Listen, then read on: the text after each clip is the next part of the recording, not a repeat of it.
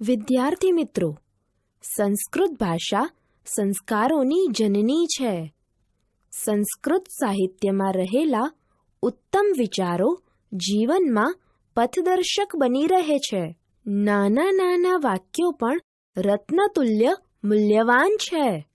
આવા નાનકડા વાક્યોને સૂક્તિ કહે છે. આપણે નવમઃ પાઠઃ સૂક્તયઃ સુવચનોમાં સૂક્તયઃ 1 થી 3 નો ભાવાર્થ તથા સમજૂતી જોઈશું. 1. જ્ઞાનમ ભારઃ ક્રિયામ વિના. ભાવાર્થ: ક્રિયા વિનાનું જ્ઞાન ભારરૂપ છે. સમજૂતી: પ્રથમ સૂક્તિમાં જ્ઞાનની સાથોસાથ ક્રિયાશીલતાનું મહત્વ દર્શાવવામાં આવ્યું છે. ક્રિયા વિનાનું જ્ઞાન ભારરૂપ છે. જો જ્ઞાન મેળવીને વ્યક્તિ કોઈ કર્મ જ ન કરે, તે જ્ઞાનનો કોઈ ઉપયોગ જ ન કરે, તો તે જ્ઞાન ખુદ તે વ્યક્તિ માટે બોજારૂપ બની જાય છે.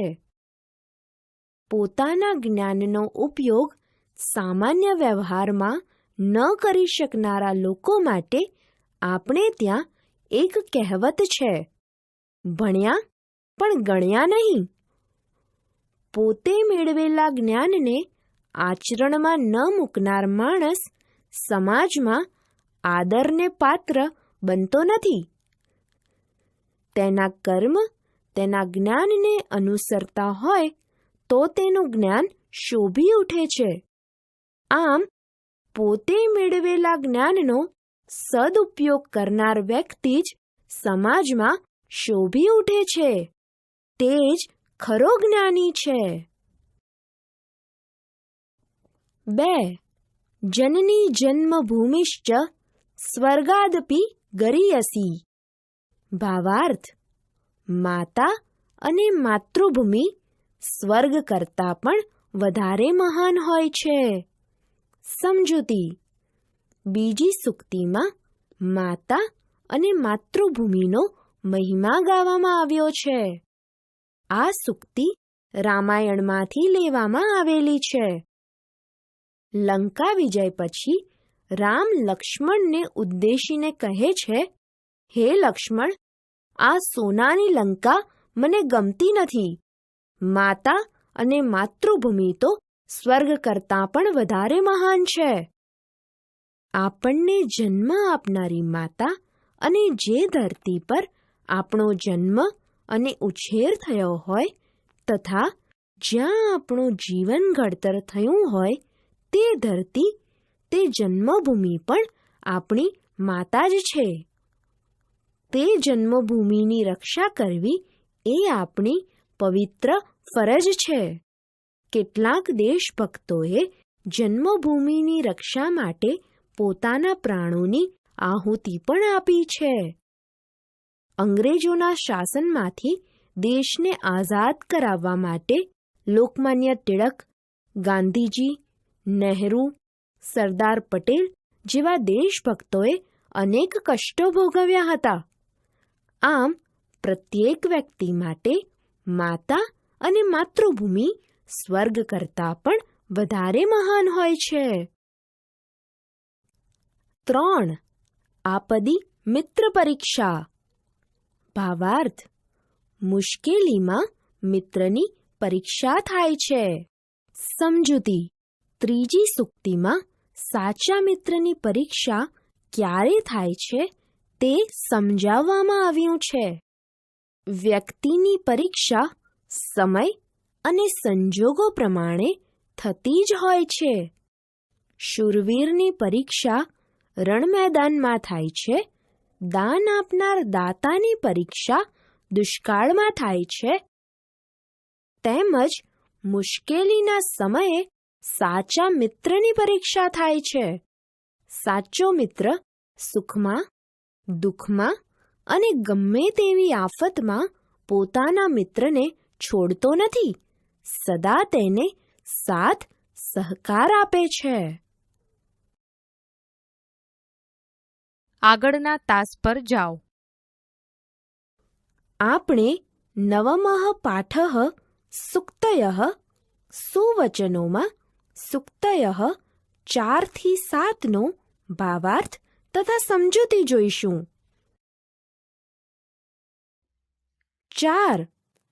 શ્રદ્ધાવાન લભતે જ્ઞાનમ. ભાવાર્થ: શ્રદ્ધાવાળી વ્યક્તિ જ જ્ઞાન મેળવે છે. સમજૂતી: ચોથી સૂક્તિમાં જ્ઞાન પ્રાપ્તિ માટે ગુરુ પ્રત્યેની શ્રદ્ધાને મહત્વ આપવામાં આવ્યું છે.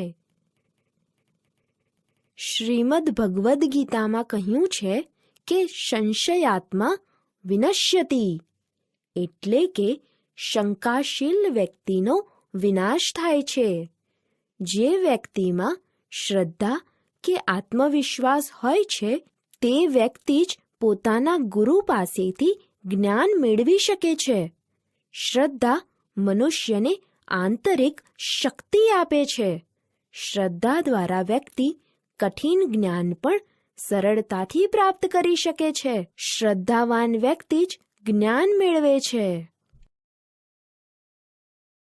5. બુદ્ધિઃ યસ્ય બલમ તસ્ય. ભાવાર્થ: જેની પાસે બુદ્ધિ છે તે જ તેનું બળ છે. સમજૂતી: 5મી સૂક્તિ બુદ્ધિનો મહિમા વર્ણવે છે. વ્યક્તિમાં રહેલી બુદ્ધિ જ તેનું સાચું બળ છે. શારીરિક બળ કરતાં બૌદ્ધિક શક્તિ ચડિયાતી હોય છે. આ વાત પંચતંત્રની વાર્તાઓ ચતુર સસલું તથા વાંદરો અને મગર જેવી અનેક વાર્તાઓ દ્વારા આપણને સમજાય છે. સસલા જેવું નાનું પ્રાણી પોતાની બુદ્ધિનો ઉપયોગ કરી સિંહ જેવા હિંસક પ્રાણીને કૂવામાં ધકેલી દે છે, તથા મારું કાળજું તો ઝાડ ઉપર જ રહી ગયું છે તેમ કહી મગર જેવા પ્રાણીથી પોતાનો જીવ બચાવવા વાંદરાએ પણ પોતાની બુદ્ધિનો જ ઉપયોગ કર્યો હતો. આમ બુદ્ધિ વડે કોઈ પણ કાર્યમાં સફળતા મેળવી શકાય છે. 6. સંગે શક્તિ કલૌ યુગે. ભાવાર્થ: કળિયુગમાં સંગઠનમાં શક્તિ હોય છે. સમજૂતી: 6ઠ્ઠી સૂક્તિ કળિયુગમાં કોઈ પણ કાર્ય કરવા માટે સંગઠિત શક્તિનો મહિમા વર્ણવે છે. પારધીની જાળમાં ફસાયેલા કબૂતરો એક સાથે જાળ લઈને હવામાં ઉડવા લાગ્યા તો પોતાનો જીવ બચાવી શક્યા. તે આપણને સંપ ત્યાં જંપ વાર્તામાં પણ જોવા મળે છે. આમ કોઈ કામ એકતાથી કરવામાં આવે તો તેમાં ધારી સફળતા મળે જ છે. આપણે ત્યાં એકતા વિશે ઘણી કહેવતો પણ પ્રચલિત છે, જેમ કે જાજા હાથ રણિયામણા, જાજી કીડીઓ સર્પને તાણે, સંગઠનમાં જ બળ છે વગેરે. 7. શરીર માધ્યમ ખલુ ધર્મ સાધનમ. ભાવાર્થ: ખરેખર શરીર ધર્મનું પહેલું સાધન છે.